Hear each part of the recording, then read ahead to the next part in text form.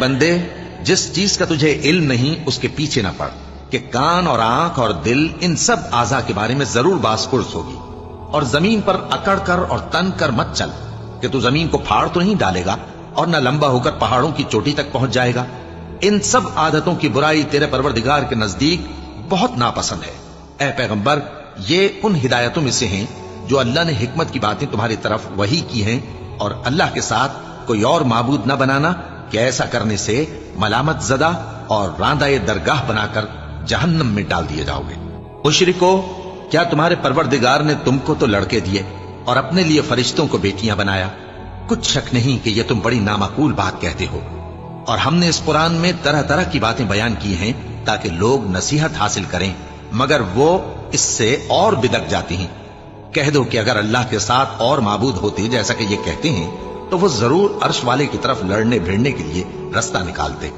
वो पाक है और जो कुछ ये बकवास करते हैं उससे उसका रुतबा बहुत आली है।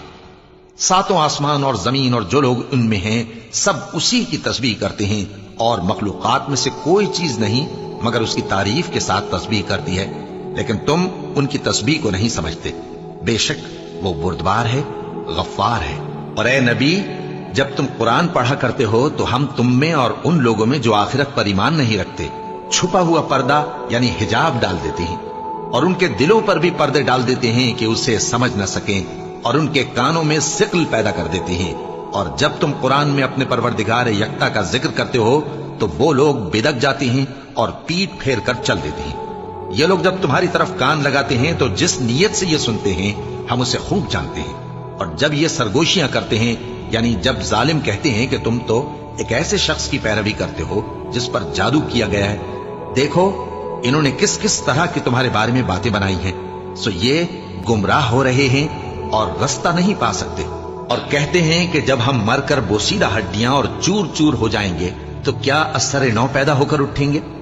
कह दो कि खा तुम पत्थर हो जाओ या लोहा या कोई और चीज जो तुम्हारे नजदीक पत्थर और लोहे से भी ज्यादा सख्त हो, झट कहेंगे कि भला हमें दोबारा कौन जिलाएगा।